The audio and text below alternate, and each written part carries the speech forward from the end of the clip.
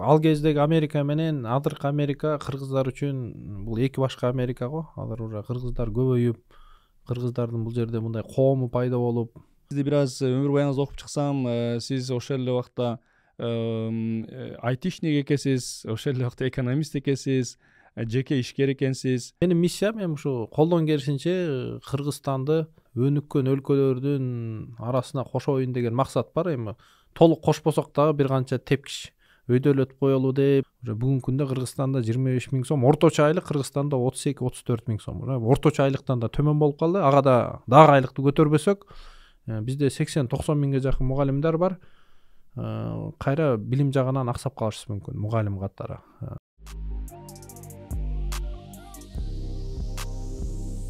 Ассаламу алейкум Элдар мырза. Чикаго шаарына кош келиптирсиз. Кандай келип алдыңыз? Жакшыбы? Чикагодогу элди кандай көрдүңүз? Алейкум ассалам, Мирлан мырза. Жакшы келип алдык. Америкага келгебегениме 11 жыл болуп кетти окшойт. Акыркы жылы 2013 келгем. Чикагога биринчи келишибиз.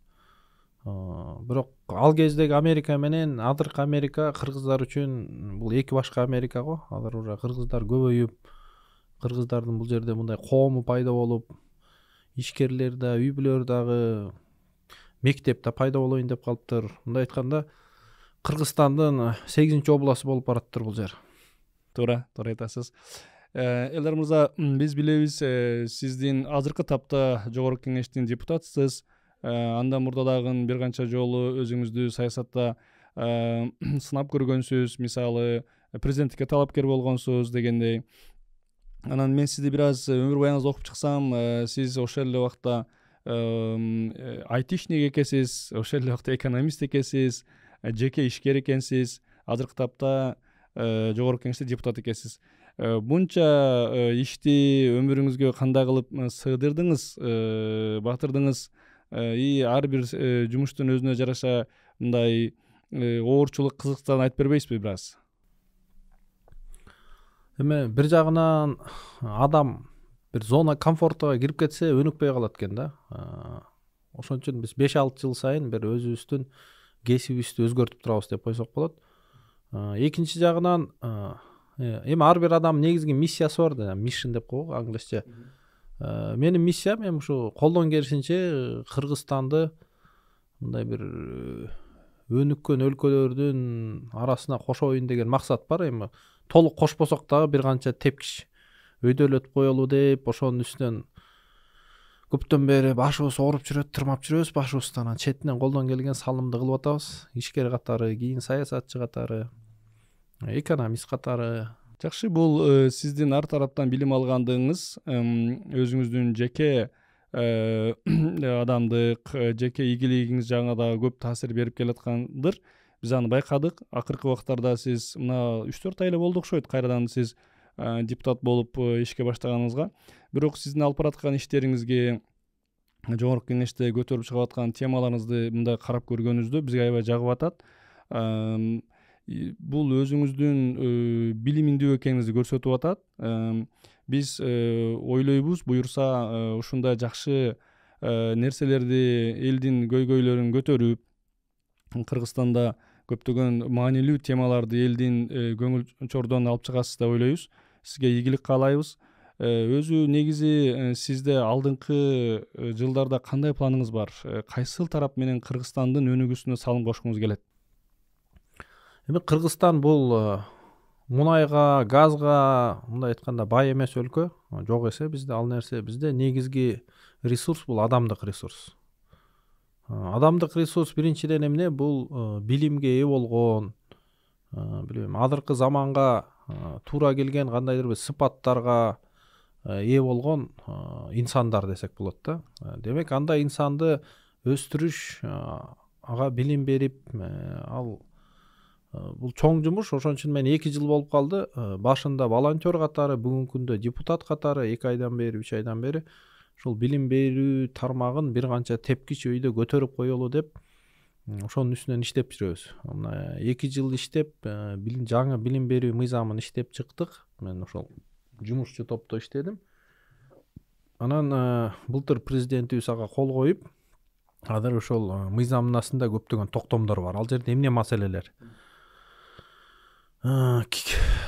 Билим берүү процесси 3 нерседен турат экен да. Бул окуучу, бул мугалим, бул китеп. Мугалимди оңдош үчүн эмне керек? Мугалим бул жанын баккан бир адам болгондуктан буга түзмө-түз айлык тиешелүү. 2 жыл мурун мугалимдердин айлыгы бир 70-80% көтөрүлгөн. Ал кезде жакшы көтөрүү болгон. Бирок акыркы 2 жылда анын инфляция бир аз жеп койду. Мына бүгүнкү күндө мугалимдин орточо айлыгы бир 25 000 сом Кыргызстанда. Илгери бир 12-13 000 сом болчу. Көтөрүлгөндөн кийин эмне болду? Ошол мугалим болом деген студенттердин жанагы ЖРТ баалы 120дан бир 150гө чыкты. Уже мындай айтканда билим жагынан сыпат өстү мугалимдердики. Бирок бүгүнкү күндө дагы айлыкты көтөрүш керек болуп калды. Болбосо уже бүгүнкү күндө Кыргызстанда 25 000 сом, орточо айлык Кыргызстанда 32-34 000 сом. Орточо айлыктан да төмөн болуп калды. Ага да дагы айлыкты көтөрбөсөк, бизде 80-90 миңге жакын мугалимдер бар. Кайра билим жагынан аксап калышы мүмкүн мугалим катары. Экинчи нерсе бул китеп. Биз көрдүк, Эстониянын бир китептерин колдонгон 1-2 мектепте дароо эле билим деңгээли бир 2 эсе өсүп кетти. Болбосо ошол эле мугалим, ошол эле окуучулар бирок китеп алмашканда билим деңгээли дароо эле өстү да, бир жарым жыл, 1 жылда. Демек, китеп да өтө маанилүү. Ошон үчүн биз азыр жогорку кеңештен китеп жөнүндө да токтом кабыл алдык. Билим берүү министрлиги ар бир сабак боюнча жок дегенде мугалимдерге бир 3 китеп тандоого укук берсин. Мугалим өзүнө жаккан ошол кайсы китеп менен жакшы билим, өзү да жакшы түшүнүп, балдарга да жакшы түшүндүрүп бере алган китепти тандап, албетте ал китептин баары мамлекеттик стандартка жооп берет, экспертизадан өткөн. Билим берүү министрлиги жок дегенде 3 китеп сунсун ар бир сабактан деп токтом кабыл алдык. Буйруса бул жакында ишке ашат деп ойлойбуз. Анын арасында мүмкүн Сингапурдун китептери болот, мүмкүн жана Эстониянын, мүмкүн кыргыз күчтүү бир автордун китептери болот. Кыскасы бир аз атаандаш болот. Ошол жерден жакшы бир сапатта жаралат деген ойдобуз. Үчүнчү нерсе бул окуучу. Окуучу дегенде эмне? Бул аны окутуп аткан 21-кылымга кандай компетенцияга ээ боло турган окуучу болуш керек. Кыргызстандын мамлекеттик стандартында болгону 3 эле компетенция каралган, бирок дүйнөлүк стандарт боюнча 8 компетенция. Биз азыр анын үстүнөн да иштеп, буйруса 8 болбосо да бир 6-7 компетенцияны эгер эске алып камтып албасак, тилекке каршы биздин окуучулар мына канча эл аралык тесттерге катышып акыркы орунду алып калып атат. Мына PISA рейтингинен, башка нерседен. Эмдиги жылы да PISA рейтингге катышабыз. Билбейм кандай жыйынтык болот, бирок 21-жылы баалоо боюнча бизде тилекке каршы бир 50% окуучулар базалык деңгээлдеги билимге ээ эмес. Окуй алат, окуганды түшүнбөйт. Санай алат, санаганды жашоодо колдоно албайт. Бул абдан өкүнүчтүү нерсе. Мунун үстүнөн дагы катуу иштешибиз керек. Ошол эми кыла турган иш өтө көп. Бирөөнү жаман, бирөөнү жакшы деп ата албайсың. Кээ бир жерде кайдыгерлик бар, пассивдүүлүк бар. Кээ бирде чындыгында жакшы реформага түзмө-түз каршы чыккан кишилер да бар. Министрликте, башка жерлерде, кээ бирде мугалимдердин өзгөргүсү келбеген нерселер бар. Дагы бир чоң көйгөй мектептин жетишпестиги. Мына 2010-жылы Кыргызстанда 1 миллион окуучу болчу экен. Мына азыр 1,5 миллион, сентябрда 1 миллион 600 миң окуучу болчудай. 60% өсүү бар. Мектептердин саны болгону 2200 мектеп болчу, азыр бир 2400гө жакындап калды. Болгону бир 10%га жетпеген өсүү бар, 7%. Балдардын өсүүсү 60%. Азыр көптөгөн мектептерде 3 смена окуйт. Класстарда 50 баладан 60 баладан окушат. Эми андай жерде мугалим жакшы жыйынтык бериш өтө кыйын. Эми 50-60 баланы кантип окутасың класстан? Анан отурганда да партада 3төн отурат. Демек биз кыска мөөнөттө 1-2 жылда жана кызыл зонадагы мектептерди, жана 3 смена окуган 50-60тан болгон мектептердин жанына дагы бир мектептен курсак, бир жок дегенде 500-600 мектепти бир 2 жылда кура коюшубуз керек, 1-2 жылдачы. Элдар мырза, аябай таң калдым. Сиз аябай жакшы бул билим берүү тармагын жакшы түшүнөт экенсиз. буюрса парламентте эл арасында эл аралык немелер деңгээлде дагы бул билим берүүгө көптөгөн салым кошооруңузга менин көзүм жетип калды. Ошол билим берүүнү көтөргөнгө колдоо берген ишкерлер керек эмеспи? Экономика күчтүү болуш керек.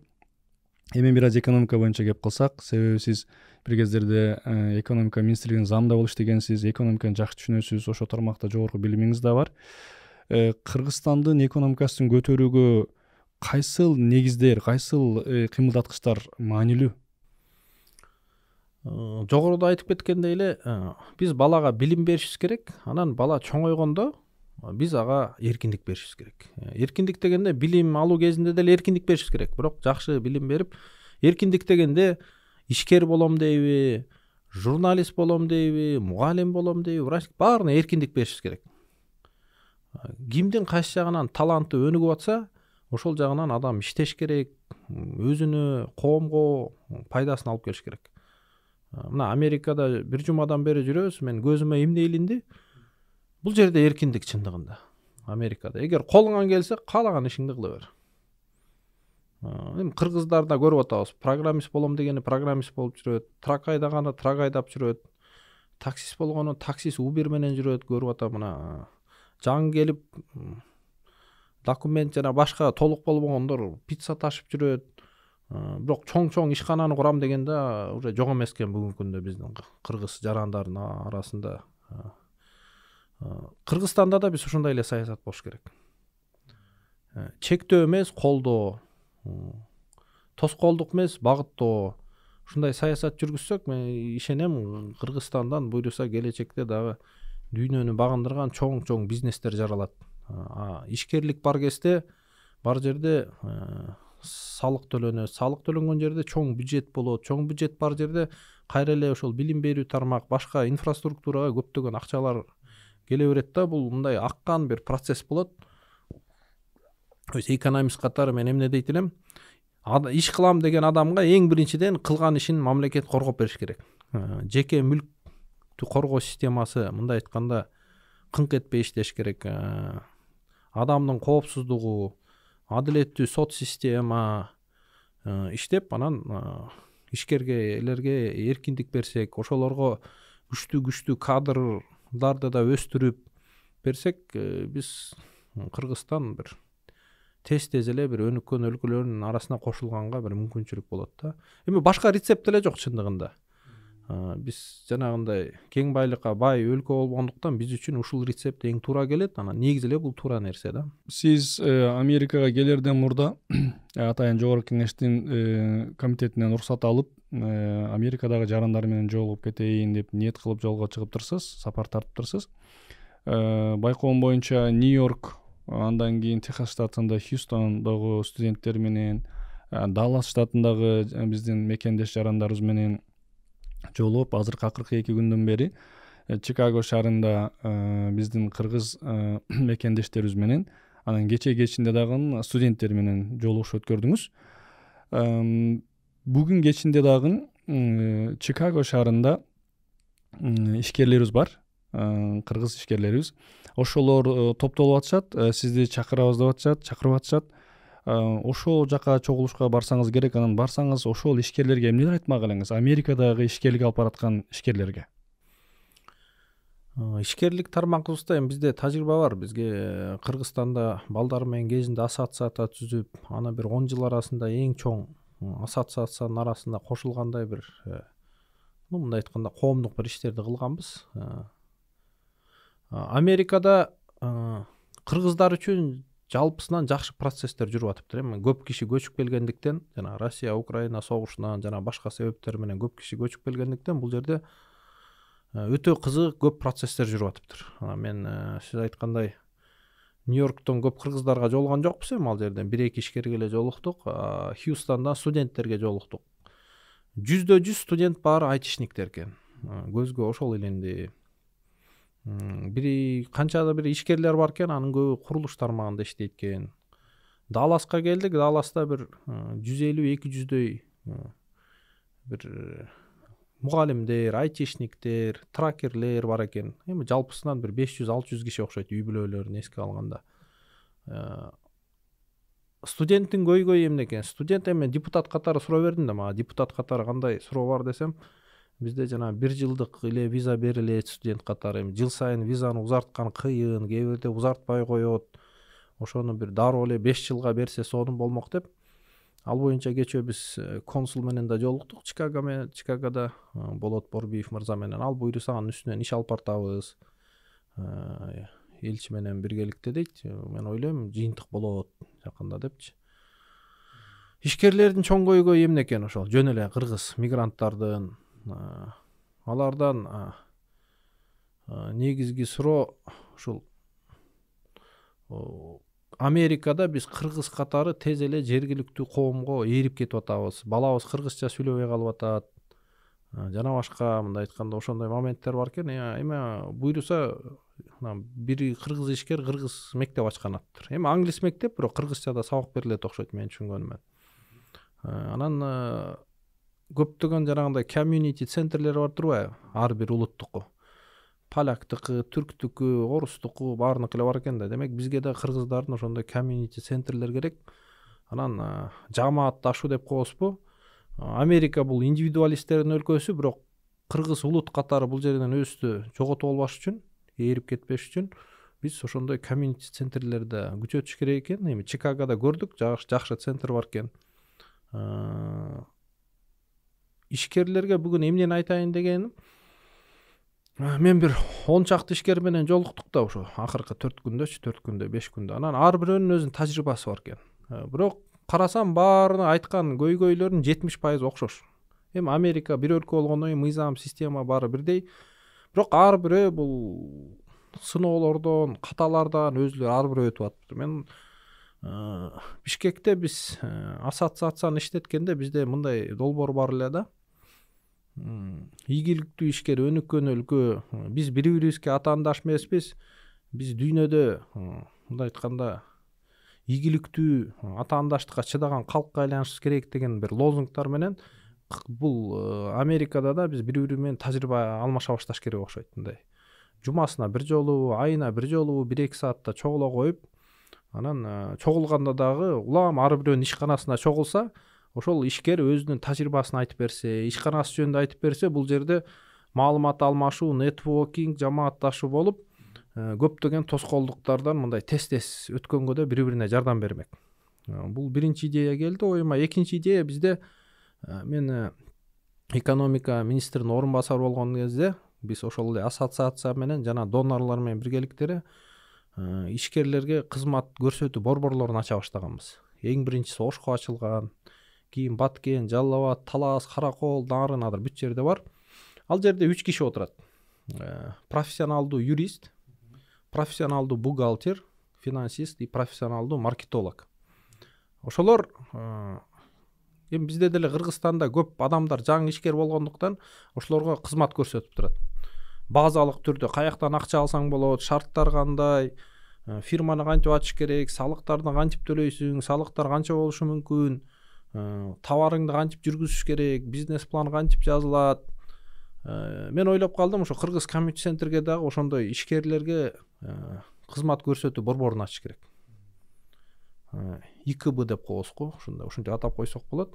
Жана англисче билбейм, Business Consultation Center деп, мүмкүн алардын айлыгын бир ашар түрүндө төлөп, ошол жерде бир мейли өтө профессионалдуу, өтө кыйын болбосо дагы бир финансист, бухгалтер, салыкты түшүнгөн бир маркетолог, бир юрист отургузса, ошолор күнү түнү биздин Кыргызстанда ишкер болом деген жарандарга Американын реалдуулуктарын консультация берип турса, мен ойлойм, биз мүмкүн 10 жылда өтө турган жолду 1 жылда өтүп койгонго баарына да жардам болмок.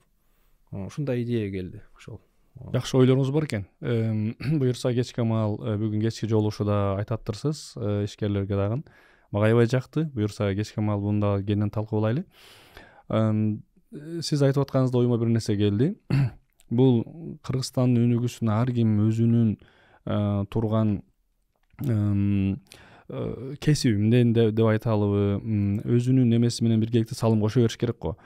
Жакын арада мен өзүм түрколог болгондугум үчүн Америкада кимдер менен достоштум, жана индеистер менен достоштум. Ошолорду изилдеп бир канча профессор биргелешип бир китеп жазып атабыз. Максатыбыз эмне? Ушу эки элди достоштурсак, эки элди мамилелештирсек, себеби тарыхтан изилдеп отуруп тууган экенибизди байкадык. Ошону далилдеп беришке аракет кылып атабыз. Максатыбыз мисалы бул Америкадагы индеистерди Чикагого чакырып атабыз. 21 май күнү келишет. 2 күн Чикаго шаарында кыргыз ишкерлерин ишканаларын көрүшөт, бизнестерин көрүп чыгышат, таанышышат, биздин кыргыз комьюнити менен бирге болушат. Буну Америкадагы кыргыз элчилигиндеги элчибиз Бакыт Аманбаев менен биргеликте уюштуруп атабыз. Андан кийинки экинчи этапта биз буюрса ошол Navajo Nations деп Аризона, Ютах, андай Нью-Мексико штатынын ортосунда жайгашкан 300дөн ашуун Navajo эли бар. Ошо элине барып келебиз. Өзүбүздүн кыргыздын улуттук каада салтын, ыр бийин, маданиятын көрсөткөн менен биргеликте эле Чикагодо ишкерлерди алып барабыз. Себеби аларга мен барып келип жүргөнүмдү айтышкан. Бизге инвестиция кылгыла. Бизге дагы ишкерлик кылгыла, жакшы ишканаларды ачкыла, ушуга муктаждыгыбыз бар дешкен. Бирок ошол эле убакта биз дүйнөгө ачылгыбыз келет дешкен. Буюрса биз жайындасы 2-3 автобус менен буюрса ошол жака барып, алар менен жакын тыгыз байланышып таанышкандан кийинки 3-чү этапта биз Кыргызстанга алып баралы деп атабыз да. Кыргызстанга ошо индеис, америкалык индеис ишкерлерди, кол өнөрчүлөрүн, музыканттарын Кыргызстанга алып барып, эки элди достоштуралы деп атабыз. Сиз кантип ойлойсуз? Ушу Кыргызстанга индеистер барса, кол өнөрчүлөрү, ишкерлери, эл артисттери барса, кыргыз эли кантип кабыл алат деп ойлойсуз? Бул кызыктуу болушу мүмкүнбү кыргыз элине? Эми биринчиден өтө чоң жакшы жумуш баштаптырсыз. Сиз айткандай эл аралык мамиле, дипломатия ишин баштаптырсыз да. Анан биз бири-бирибизден эмне айырмабыз бар эмес, бири-бирибизден эмнебиз окшош деген нерсеге да көңүл буруп, ошол индеистердин көбү кыргызга окшошуп кетет го бир жагынан. Анан анча-мынча кыргызга окшош сөздөрү да бар экен деп да айтылып жүрөт. Анан биздин борсокко окшогон тамактар бар экен. То есть окшоштук көп экен да. Демек ошол окшоштукка басым кылып, индеистер менен жалпы Америка менен мамилебиз дагы бекемдесе, ал аркылуу маданият алмашуулуу, мүмкүн ишкерлик, экономика алмашуу дагы өнүгүп кетсе, мен ушу абдан сонун. Биз кыргыздар дүйнөдө жалгыз деп отурбай көрсө, бизге окшош Америкада да бар экен. Эми Алтайдан келгенибизди билебиз го. Анан көрсө Америкада да кыргыздар бар экен деген ойго келип калабыз да. Бул абдан жакшы. Мындай негизги катмары жакшы эле кабыл алат экен да. Мен оюмча сонун кабыл алат. Анан биз билбейбиз да. Эми индеистерди мен кичинекейимде китеп көп окугандыктан, жана Последний из магикан, Зверобой, Ацола, Вождь Семинолов жана башка деген көптөгөн китептерди окучубуз. Андан тышкары кийин кинолорду көрдүк. Ошол эле Голливудтун жана башка кинолорду көрүп, ошол аркылуу индеистерди тааныйбыз. Жашоодо мен индеиске жолуга элекмин, чын айтсам. Көрүп сүйлөшсөк сонун болот. Буюрса, анда сиз бир кыргыз жараны катары сизге окшогон көптөгөн элге кызыктуу болсо керек деп ойлойбуз анда. Анда биз буюрса Бишкекте бир күн кыргыз индей маданий кечеси деп, же болбосо фестивалды өткөрүп, көлдө бир күн, анан Ош тарапта бир күн өткөрсөк деп пландап турабыз. Айтып калдыңыз, китепти окуганды жакшы көрөм депчи. Ар бир адамдын жашоосуна таасир берген китептер болуп калат. Акыркы окуган сизге эң жакшы таасир берген китеп кайсыл болду эле? Биз тармак боюнча карайлы. Биринчиден китеп окуу мен үчүн бул эс алуу да. Мен мындай катуу чарчаганда, жол жүрүп, же билбейм, спорт кылып, же бир иш-чаралардан чаркаганда акырын тынч отуруп 1-2 саат китеп окусаң, ушундай жан дүйнөң эс алып калат. Анан мээңде дагы ушундай жакшы процесстер жүрөт окшойт. Кайра жаңырып кетет да адамчы. Анан кайсы китепти окуду дегенде, эми саясий, экономикалык тармагында албетте бул жана Why Nation Fails деген китеп абдан жакты. Ал жерде ошол Джеймс Робинсон, Даррен Ажемоглу кайсы өлкөлөр эмнеге өнүгүп кетти, кайсы өлкөлөр өнүкпөй калды деп жакшы бир тарыхый көптөгөн маалыматтарды берип, анан логика менен бири-бирине байлап, анан түшүндүрүп берип атат. китеп жеңил эмес, мүмкүн бир аз оорураак болушу мүмкүн, бирок шашпагай окусаң, түшүнүп алсаң, адамда базалык түшүнүк пайда болот экен. Качан өлкө өнүгөт, качан өлкө өнүкпөйт. Ошол боюнча бир аз айтып бербейсизби анда? Ошол китептен эмнени алдыңыз? Ал китептен негизги идея мындай. Бир да өлкөнү туруп сырттан бирөө келип өнүктүрүп кетпейт. Келип бир хан, падыша өлкөнү өнүктүрүп салбайт. Өлкө өнүгүш үчүн ар бир коомдун керек болсо ар бир жаран ойгонуш керек. Коомдук жашоого айланыш керек. Шайлоого кайдыгерлик кылбаш керек. Жергиликтүү кеңеш болобу, парламент болобу, ошонун баарына активдүү катышып, президентти, башка депутатты шайлаганда активдүү катышып, анан шайлап койгондон кийин жөн эле жата бербей, барып ошого талап коюп, муну кыл, муну кылба деп активдүү бир процесстер жүрсө, ошондо өлкө өнүгүп кетет экен. А бир кайдыгерлик, караңгылык болгон өлкөлөр саздан чыкпай жата берет экен, кылымдан кылымгачы. Жалпысынан ушундай жыйынтык эми инклюзивдүү институттар болуш керек. Инклюзивдүү институттар бул эмне? Бул ошол эле кеңештер, жергиликтүү жогорку кеңеш, парламент, бул ар кандай активдүү бир коомдук бирикмелер, ишкерлердин бирикмеси мүмкүн, кайсы бир локалдуу бирикмелер, билбейм, токойду сүйгөн бирикмелер, ошонун баары иштеп, жарандар ойго жүрүп, анан ошол эмненин үстүнөн бирикти, ошолордун көйгөйлөрүн ар дайым айтып, кызыгып, талкуулап турган коомдордо өнүгүү тез болот экен. Бийликке келген адам дагы ошонун баарын угуп туруп, мындай айтканда, убакытын керектүү нерсеге жумшап, процесстер тез жүрө баштайт экен да. Ошол. Негизги ошондой түшүнүк пайда болду. Мен ошол китепти мен дагы окуп, анан ошол китепти которуп атканда, мындай эми ошол жактагы айтылып аткан тезистер менен Кыргызстанды салып текшерип көрөсүң да, кай жериндебиз деп, жана ошондо таң каласың да, мисалы үчүн бизде, кыргыз элинде, бизде дагы деле бир күчтүү бир супермен келсе, бизди куткарса деген ойлор бар да элдин катмарында дагы делечи. Анан ушул кээде өкүндүрөт да. Анан ошону кантип ойготобуз, кантип ошону түзөйбүз, адамдарда ошону. Мен бир нерсени түшүндүм да, мен саясатта жүрүп Манас эпосун окуп чыктым. Ашим Жакыпбековдун деген Теңири Манас проза кара сөз түрүндө жазылган китеби бар. Абдан сонун жазылган.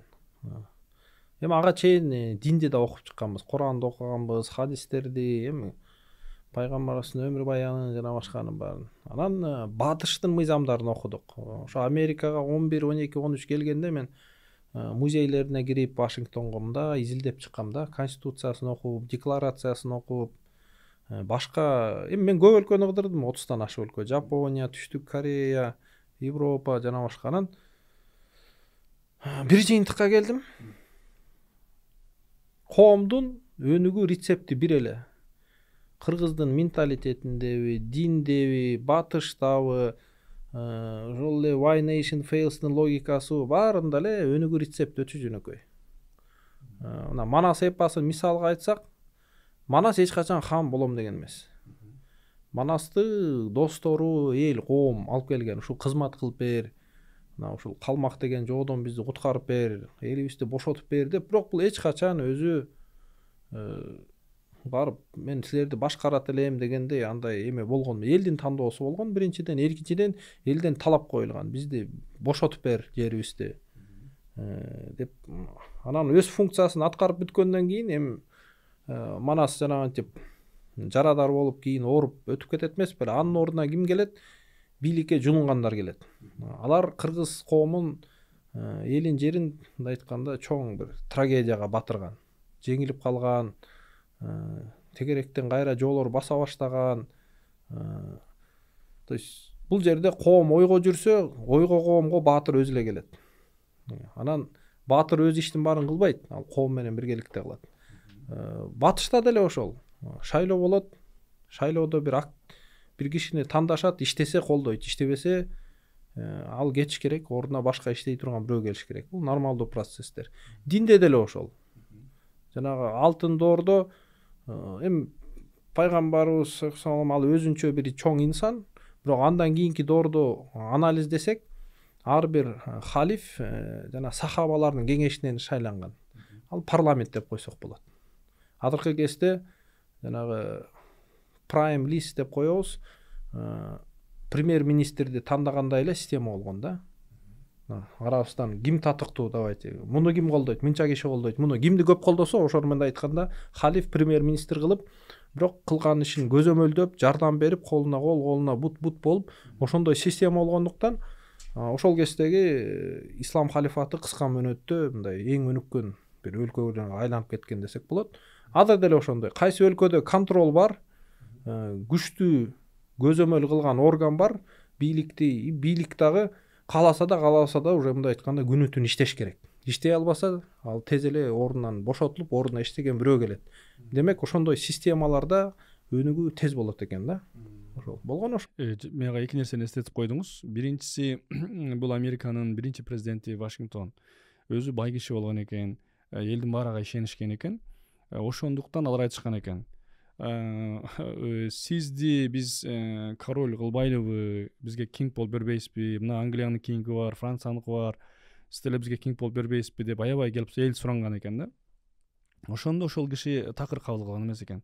Албетте бул адамдын напсына жагат, бирок бул Американын келечеги үчүн бул туура эмес жол деп өзүнү убактылуу мөөнөткө эл шайлагандыгынын ошонун дагы мөөнөт менен чектеген экен. Ошонун биринчи кадам туура кеткендигинен ушул күнгө чейин канчалык күчтүү президенттер келсин келбесин бул Америкага. Трамп да күчтүү болчу, Барак Обама да күчтүү болчу, Клинтон да күчтүү болчу. Мен жакынкыларды санадым. Бирок баары өз мөөнөтүнө келгенде жакынакай кылып туруп костюмун берип кийинкисине чыгып баратат да. Динде айтып калдыңыз. Ислам динде дагы пайгамбарыбыз саллаллаху алейхи вассалам чоң согуштардын бирөөсүндө билип атат, бул немеде согушта көптөгөн шейиттер болуу мүмкүн. Ошон үчүн пайгамбарыбыз айтса болот эле да. Мен жок мындай кылалы деп. Жок, ал жерде жаштардын оюн уккан, жаштар айткан, биз шаарды коргонуу үчүн согушка бара берели, майданга бара берели, коргонуп деле чептин артасынан туруп калбайлы депчи. Кеңештин чечимине баш ийген. Кеңештин чечимине баш ийген. Мен ойлоп атам, бул жерде эми түшүнүп атам да, пайгамбарыбыз узун келечекти ойлогондо эртең бүрсүң пайгамбар жок болуп калат да. А пайгамбар жок болуп калганда эл өзү акылдашып чечкенде үйрөнсүн деп ошону колдогонуна мен азыр эми түшүнүп атам да.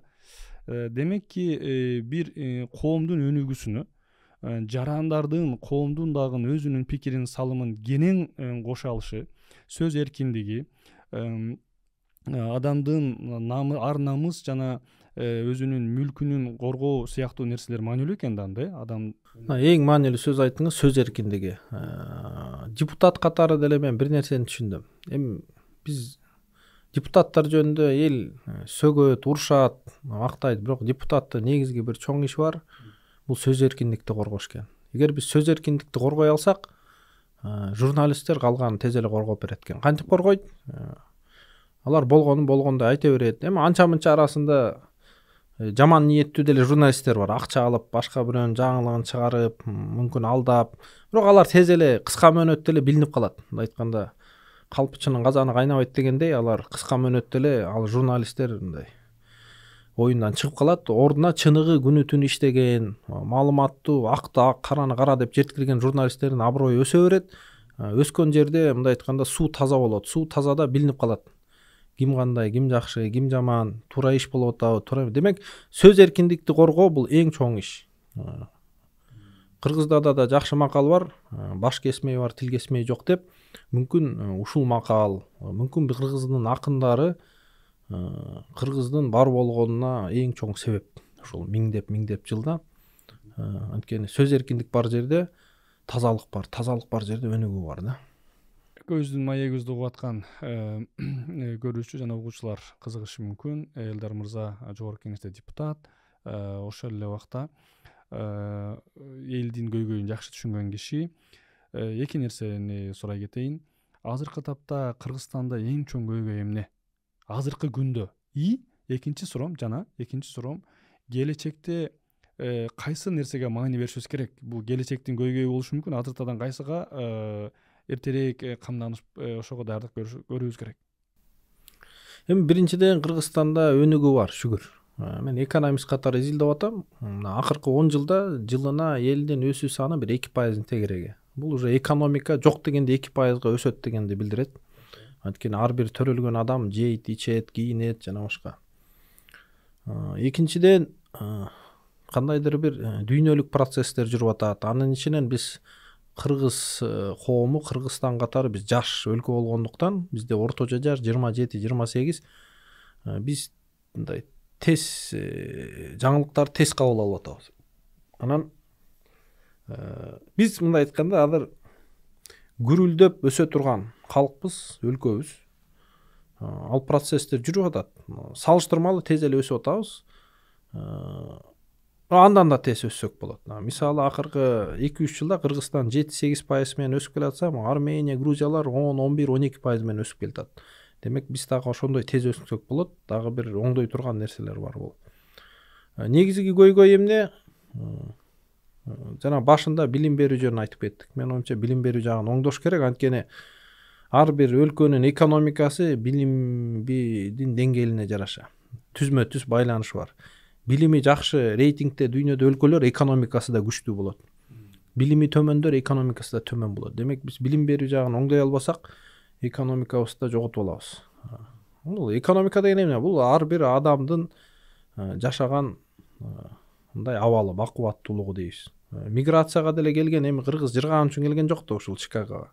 Кыргызстанда ушул ошончо айлык ала алган, мындай үй ала алган, бир жумуш таба албайт, бизнес кура албайт, эле жоктон бияка келип атат. Мунун баарын бири-бирине байланышы бар.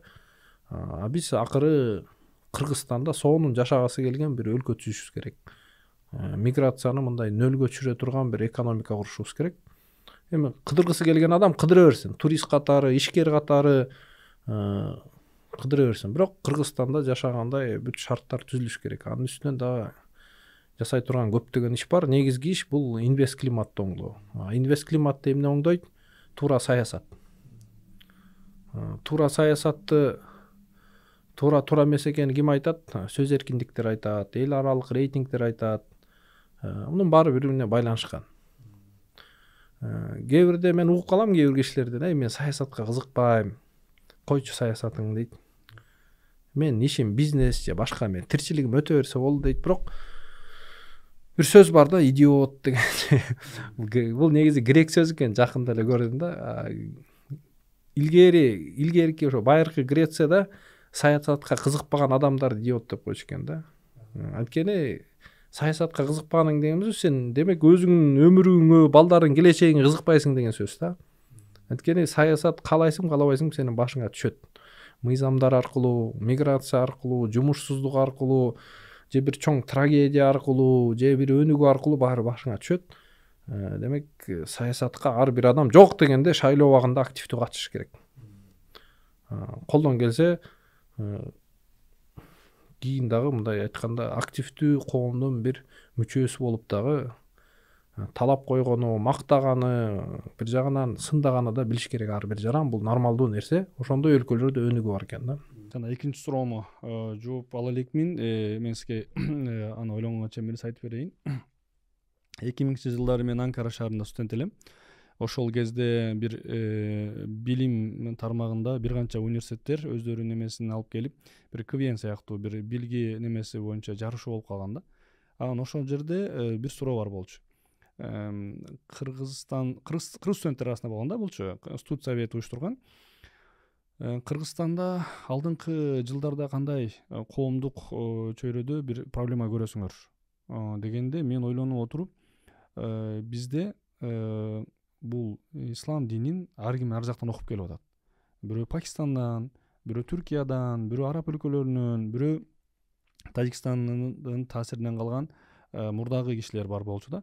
4 тараптан 4 түшүнүк келип, ар кимисиники меники туура деп талашса керек кийин барып деп, ошол кезде 2000-жылдары мен студент болгон кезимде ошондой бир өзүмчө бир диагноз койгон болчумун да. Анан кийин ушундай болуп атпайбы? Мен ошону көрүп таң калгам да, ошондой студент болсом дагы кичине бир нерсени байкаган экенбиз деп эме болуп. Анан сизде кандай ушундай бир дагы бир алдыга бир 10 жыл, 20 жылдан кийин Кыргызстанда кандай көйгөй кыргыздын шартсызын кетириши мүмкүн. Азыртадан ошого эмнеге даярдык кылышыбыз керек? Бир эле диний тармакта эмес, бул мен мисал катары бердим. Эми чакырыктар деп коебуз, же билбейм, англисче challenges, issues, орусча эмне, там проблемы, вызовы деген сөздөр бар. Көп андай проблемалар, ошо бирин туура айттыңыз, бул диний чакырыктар. Чындыгында коомубузда динди ар кандай түшүнгөн кишилер бар. Билимсиз адам тез эле фанат болуп кетет. Андай абал бизди Сирия мүмкүн ошондой бир туура жакшы эмес абалга жеткирип коюшу мүмкүн. Демек, билим берүү тармагын оңдосок, автоматтуу түрдө диний жагы да оңоло баштайт. Дин керек, бул адамдын айтканда иманы жана башкасы. Бирок билимсиз адам динге терең кирип кетсе, бул фанат болуп кетет. Бул жакшы эмес нерсе. Жалпысынан кыргыз жөнүндө айтсак, эми биз 7-8 кылымда кабыл алганбыз да исламды. Эми Караханит учурунда, мына азыркы Баласагын, ошо Суяб учурунда биз мамлекет катары ислам динин кабыл алганбыз. Ошондон бери келатабыз, шүгүр, кыргыз болуп келатат. Өзүбүздү араб катары болуп жок болуп кеткен жокпуз. Демек, ошол жол туура эле. Ошол жана ханафитский мазхаб деп коет. Биздин ата бабалар ошол эле Жусуп Баласагын, ошол эле Токолок молдо жана башка көптөгөн биздин билимдүү аалымдар, ата бабаларыбыз ошол динди карманган, өзүбүздү жоготкон эмеспиз. Мына эң акыркы Ишеналы Арабаев кыргыз автоном мындай өлкөсүн түзгөн инсан, алдагы аты молдо болчу экен. Ал өзү мындай терең диний адам болчу экен. Намазын мындай айтканда калтырбаган жана башка. То есть демек, ал жерде бир эле проблема билим болуш керек и өзүбүздүн мындай традицион, салттуу динибизди карманышыбыз керек дегенде. Эми ал ошол эле ислам, ошол эле сунни эмебиз, бирок ханафи мазхаб деп биз ошо туура келет. Батыш жөнүндө көп сөз болгондо ЛГБТ деген сөздөр келип кетет. Эми бизде коомубуз ар кандай түшүнөт аны. Бул жерде мен буярка келерде бир сыйра статистиканы карадым. Азыр Кыргызстанда мындай көйгөй пайда болуптур. Ар бир 4-чү бала толук эмес үй бүлөдө төрөлүп атыптыр. Эми көбүнчө ошо атасы жок. Көбүнүн атасы жөн эле ажырашып кеткен же үй бүлөсүн таштап кеткен. Ар бир 3-чү үйлөнүү ажырашуу болуп атыптыр 1 жыл ичинде. Бул да чоң көйгөй. Мурун 5-10 жыл мурун бул көрсөткүчтөр кыйла эле төмөн болчу. Демек, биз салттуу бир үй бүлө институтун сактаганга, толук үй бүлөдө балдар төрөлүп өскөнгө шарт түзүш үчүн эмне кылышыбыз керек дагы, ушундай айтканда баш оорута турган бир мезгил келиптир. Ошого окшогон чакырыктар бар. Анан миграциянын да бир топ таасири бар да. Америкага кетип калып атат, Россияга кетип калып атат. Эми Кыргызстанда бир 100 миң деген бала ошол мигранттын балдары, ата энеси миграцияга кетип калган акчанын айынан. Ал чоң көйгөй. Ата энеси чоңойгон бала дагы бул бир топ психологиялык жактан бир стресске батат экен жана башка нерсе. Анан бир жагынан азыр кыргыздар сыртка иштегени кетип атса, Кыргызстанга Пакистан, Бангладеш, Индия, Өзбекстан, башка өлкөлөрдөн 1000 100 миң деген адамдар келип иштей баштады. Акыркы бир жарым жылда байкайм, Бишкектен жума намазга кирсең, мындай башыңды бурусаң, 30-40% ошо кыргыз эместер. Эми алар деле биздин туугандар деп койсок болот, мусулмандар, бирок бул уже кыргыз эмес. Пакистан азыр Бишкектин кайсы бир көчөсүнө барбасаң, 10 үйдүн бир үйүндө ошолор жашайт. Демек, демографиялык карта өзгөрүп атат. Бул да чоң чакырык. Буга биз кантип жооп беребиз? Кыргызстанда жашаш үчүн кандай шарт түзүп бериш керек? Кандай айлыкка, кандай жумушка ээ болуш керек? Же тиги сырттан келген биздин жумушчу мигранттар, Пакистан, Бангладеш жана башкалар, алар Кыргызстан эмес, ошол өзүнүн өлкөсүн айландырып салабы, же биз тескерисинен туура саясат жүргүзүп мүмкүн аларды кыргыз жаранын айландырып салабызбы? Анткени, например, мисалы Америка айландырып салып атпайбы? Дүйнөдөн ким келбесе американец кылып салып атпайбы? А биз ошобузга кыргыздын мындай айтканда дарамети жетеби ошого? Касы ушундай көптөгөн чакырыктар бар. Кызык. Биз эми көп жылдан бери четте жашагандыгыбыз үчүн бул мындай көрүнүштөрдү азырынча көп байкай элекпиз, бирок сиз эл арасында жүргөн киши катары жакшы баамдаптырсыз, ойлоно турган тема экен. Бир нерсе мени сүйүндүрөт. Ошол Кыргызстанда окуусун бүтүрө албаган, же ата энеси же достору тарабынан бул иштеке жарабайт, bundan адам болбойт деген балдар эптеп жолун таап Америкага келип калып атат. Келгенден кийин бир аптага жетпестен эле досторунун үйүндө 3-4 күн жатат. Анан баары караса достору иштеп аткан болот. Үйүндө өзү эле кокоюп эле калат. Анан кийин менин жашым 18 жашта болсо да бир нерсе кылышым керек экен деп туруп, кыймылдаш керек экен, движение кылыш керек деп, анан кийин чыгат дагы өмүрүндө машинага рульга отурган эмес. Атасы уруксат берген эмес, же болбосо шарты да болгон эмес андай нерсеге. Бирок тез эле досунан бир күн машина айдаганды үйрөнүп, 2 күн дагы практика кылып, 3-чү күнү аркасына клиент салып таксист болуп кетип атат. Мен ошону таң калдым да, эми кээде турмуштагы адамды эме кылат экен. Бирок мен бул жерде байкаган нерсем, Кыргызда Кудай Тааланын берген бир өжөрлүк, тайманбастык, талант десекпи же болбосо сыпат десекпи, ушундай нерсе бар экен. Мен ушуну сездим. Биздин элге, кыргыз элине шарт түзүлсө, ошондой таланттарды алдыга чыгарса болот экен. Демекки биз мындай жөнөкөй эле эмес экенбиз. Биз өжөр эле экенбиз. Бир гана нерсе ошо шартты түзүшүбүз керек экен деп ойлоп калдым да. Туура элеби, же кандай деп ойлойсуз? Эми бизде сөз бар да, Кыргызстанда кыргыз менен Кыргызстанда эмес кыргыз бул эки башка кыргыз депчи. То есть ошол эле кыргыз сыртка чыкса, Москвасын көчөсүн шыпыра баштайт, кафелерди ача баштайт, Америка кылса тракт айдап кетет. Жаңы эле карындашымдын үйүндө Чикагога бүгүн конок болдум. Тегеректе кошуналар там калып атыптыр. Силер жок элеңер го, 1 жылда кайдан мынча пайда болуп калдыңар? Кээ бирлер айтып атыптыр, силер 2 жылда эле бутка туруп кеттиңер, үй алып алдыңар, машина алып алдыңар деп.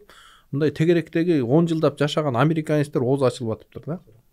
Демек сиз айткан феномен бар. То есть кыргыз оокат кылам десе, бул оокат кылат экен, бул ойгонот экен. Мүмкүн ар бирде эле калк аны кыла алышы мүмкүн, бирок кыргыз точно кыла алат экен. Демек биз Кыргызстанда дагы ушундай бир стимул, жакшы система түзүп алсак, мүмкүн Кыргызстанда дагы тез дагы өнүгүү көбүрөөк болот деген бул бир фактор. Эми ДНК бар да, бизде эле бир 1000 жыл, 2000 жыл, мүмкүн 3000 жыл тарыхы бар элбиз. Бул мындай айтканда ДНКда бар. Оор замандан өткөнбүз, башка замандардан өткөнбүз. Демек ошол ДНКларыбыз мүмкүн ойгонуп кетип атат.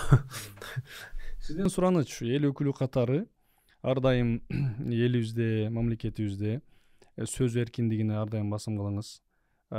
Таланттардын алдыга чыгышына мамлекетпи, жеке ишкерлерби колдоосуна бир аз көңүл бурдуруп, ошону неме кылыңыздар. Андан кийин жеке мүлктү коргоо, адамдын ар намысын коргоо темаларына көбүрөөк басым кылып, ошо трибунадан айтыңыздар, эл ортосунда айтыңыздар деп сизден суранат элем. Мен акыркы немем. Анан сиздин акыркы көрүүчү жана угуучуларга айтчу сөзү. Бирлан мырза, өтө жакшы нерсени айттыңыз. Бизде ошону элибизге айтып коюш керек да. Баары Америкага келгиси келет. Айылдыгы деле, шаарлыгы деле, гос чиновниги деле, ишкери деле баары Америкага келип ушундай ийгиликтүү success story жараткысы келет. Бирок Кыргызстанда success story жаратылгандай шарт түзгүбүз келбейт да. То есть демек, ооба, сөз эркиндик, мүлктү коргоо системасы, адамдын укугун коргоо системасы, адилеттүү сот системасы, көз карандысыз мындай 3 бийликтин 3 бутак системасы, ошонун баары бизде иштеш керек. Ошондо биз дагы мүмкүн эртең Америкадай элдер бизге качкысы келгенде чоң бир өлкөгө айланып кетишибиз ыктымал. Баарыбыз айфонду жакшы көрөбүз, бирок айфонду жарата тургандай өлкөбүздө бир шарт түзгүбүз келбейт. Баарыбыз Toyota тепкибиз келет, бирок Жапониядай таза бир саясий мамлекеттик бир системаны кургубуз келбейт. Мен албетте анын үстүнөн иштей беребиз, токтобойбуз. Ошол анан биздин Америкадагы мигранттарга, жарандарга баарына ийгилик каалайм. Эң негизгиси аман эсен болуңуздар. Биринчи каалоо, экинчи каалоо Кыргызстанды унутпагыла. Кыргызстанды качан кыргыз унута баштаса, ошондо Кыргызстан оорап алга түшүп калат да, унутпаш керек. Ооба, буюрса элдерimiz, биз дагы аракет кылабыз. Ушунча четте жүргөндө айрыкча Америкада жүргөндө биз бул жактан бир эле элибизге, туугандарыбызга акча эле салыш эмес, бул жактан жакшы нерселерди үйрөнгөн нерсебизди Кыргызстанга алып барууга аракет кылабыз биз дагы. Ошонун үстүнө иштешибиз керек, аны биз билебиз. Себеби акча салуу, машина салуу менен бул маселе чечилбейт. Бул жактан биз илим салышыбыз керек, тажрыйба салышыбыз керек, ошону алып барып көрсөтүшүбүз керек. Мен өзүм ушул жакта жашап аткан жаран катары жана досторум дар менен биргеликте буюрса ушундай нерсеге аракет кылабыз буюрса. Рахмат сизге келип бергендигиңиз үчүн. Мен ойлойм чакан болсо дагы жакшы бир подкаст болду. Сизге дагы ийгилик ишиңизде, сизде илимдүү депутаттарыбыздын саны көбөйө берсин. Кудай таала сиздерди колдосун. Рахмат. Сизге да рахмат. Ушул студияга да ийгилик каалайм биздин жигиттерге.